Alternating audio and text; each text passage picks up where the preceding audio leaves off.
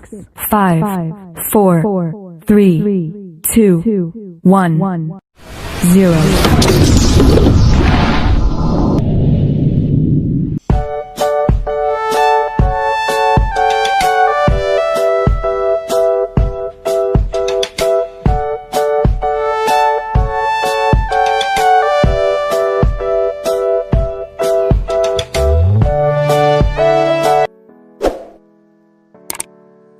Halo semuanya, apa kabar? Jumpa lagi bersama saya Bapak Toto Priyono di channel edukasi pembelajaran online. Pada kesempatan kali ini kita akan bahas tentang materi pelajaran kelas 5 denah dan skala bagian pertama. Sebelum video pembelajaran ini dimulai, marilah kita berdoa terlebih dahulu.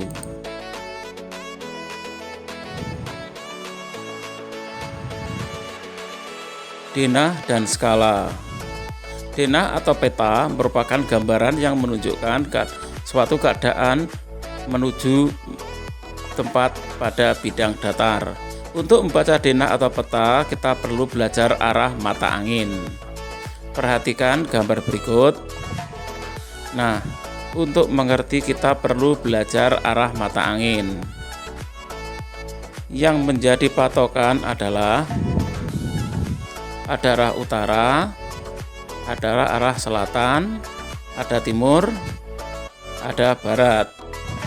Kemudian di antaranya ada antara barat dan utara adalah barat laut.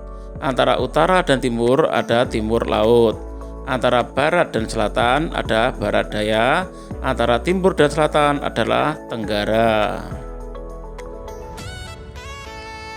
Membaca denah sederhana. Perhatikan pada gambar berikut. Kemudian kita tunjukkan juga arah mata angin. Pertama, sebelah utara sekolah ada sekolah ya, ini sebelah utaranya ada ya rumah sakit. Kemudian yang kedua, sebelah timur rumah Nina ada ya, rumah Nina ini sebelah timurnya adalah ya, jawabnya adalah pemadam kebakaran. Sebelah timur laut rumah Edo adalah ini rumah Edo, arah timur lautnya adalah ke arah ini. Nah, jawabnya adalah kantor pusat. Kemudian sebelah tenggara rumah sakit adalah ini rumah sakit, sebelah tenggaranya ada kantor pusat. Sebelah barat laut masjid ada ya, masjid di mana? Nah, ini masjid. Kemudian barat lautnya adalah ya, jawabnya adalah perpustakaan. Nah, dari rumah itu ke arah mana menuju pemadam kebakaran? Jawabnya adalah rumah itu pemadam kebakaran. Nah, ini berarti adalah ke arah, jawabnya adalah timur. Dari rumah sakit ke arah mana menuju ke kantor pusat? Rumah sakit dan kantor pusat ke arah mana? Nah, coba ini. Nah, berarti arahnya jawabnya adalah tenggara. Kemudian dari masjid ke arah mana menuju perpustakaan? Kita kemudian masjid dulu, kemudian perpustakaan. Ya, berarti ke arah mana? Maka jawabnya adalah barat laut.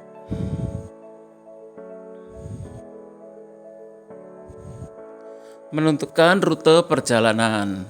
Perhatikan gambar berikut. Kemudian kita pasang juga arah mata angin. Pertanyaannya, tuliskan rute dari rumah Farah menuju sekolah. Gunakan arah mata angin dan jalan yang dilalui. Kita lihat dulu rumah Farah ya, kemudian sekolah.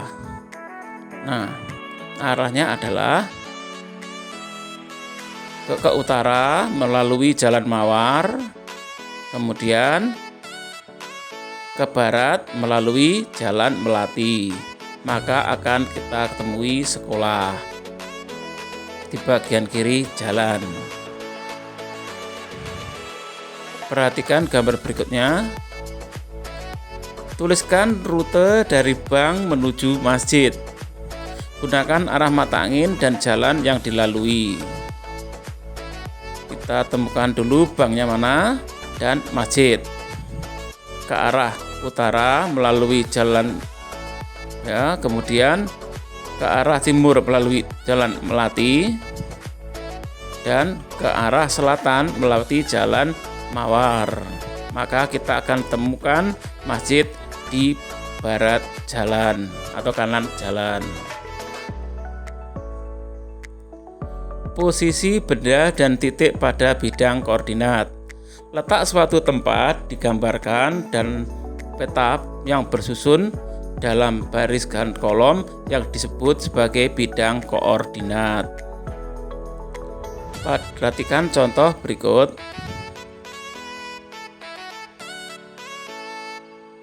Rumah sakit terletak di koordinat A, 4. Perpustakaan terletak di koordinat C, 3. Sekolah terletak di koordinat A, 2. Bank terletak di koordinat B, 1.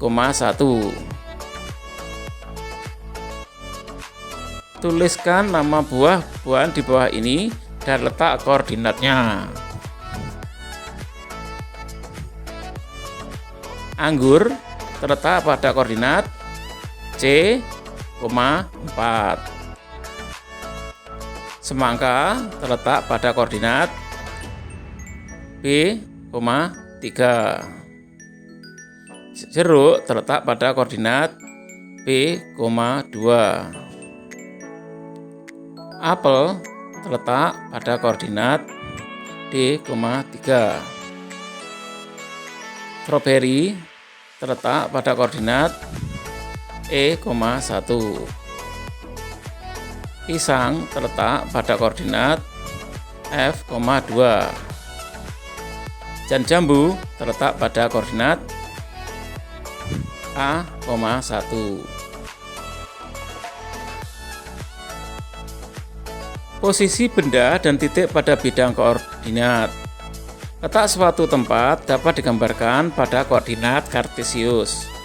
Di mana penulisan koordinat kartesius, penulisannya menggunakan pasangan berurutan yaitu X dan Y, di mana X merupakan sumbu yang mendatar atau abses, sedangkan Y merupakan sumbu tegak atau koordinat. Perhatikan pada gambar berikut. Anak-anak sekalian, ini yang disebut dengan sumbu X atau sumbu mendatar atau abses. Kemudian ini adalah Y, merupakan sumbu tegak atau ordinat. Perhatikan contoh berikut. Misal, koordinat A, B, dan C adalah A min 4,3, maka sumbu X-nya adalah negatif 4, sumbu Y-nya adalah 3. Perhatikan, X-nya adalah negatif 4, Y-nya adalah 3. Maka ketemu titik A-nya ada di sini ya, di sini A-nya pada koordinat negatif 4,3. B 5,4, sumbu X adalah 5, sumbu Y adalah 4. Ya, kita cari dulu. X-nya adalah 5, yang mana 5, Y-nya adalah negatif 4. 5, maka ini 4 ketemu ya, ini adalah koordinat B. Kemudian kalau koordinat C adalah 2, negatif 2, maka sumbu X-nya adalah 2, sumbu Y-nya adalah negatif 2. Nah, maka ketemunya di sini ya, koordinat C. Latihan soal koordinat kartesius. Perhatikan letak titik-titik berikut. Tuliskan koordinat titik-titik di samping pada tabel berikut. Perhatikan ya, anak sekalian. Jika diketahui ada gambar sebagai berikut, maka titik-titik P berada koordinat berapa? Perhatikan ya, tadi koordinat kartesius X, Y. Nah, maka kita perhatikan dulu X-nya di mana, X-nya berapa? Bahwa ke arah sumbu X, yaitu adalah 2. Kemudian kita tarik pada sumbu Y adalah 5. Maka jawabannya adalah 2,5. Kemudian di titik Q sebagai berikut, kita tarik ke sumbu X dulu, kemudian ke sumbu Y berapa, maka kita bisa melihat 4,-2, begitu seterusnya. R, maka kita dapatkan -2,-4. S kita dapatkan -5,2.